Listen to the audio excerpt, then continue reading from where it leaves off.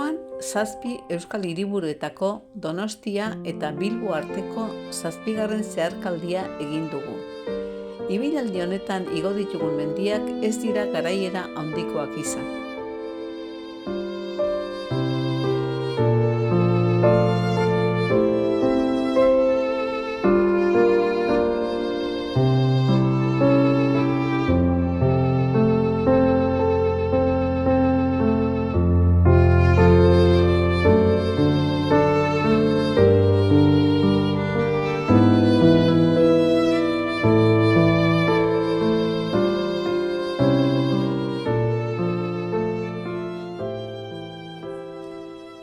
Zelaiatik Musatzako igoera gogorra izan da, eta Musatzatik Mandoia bitartekoa gogorragoa oraindik.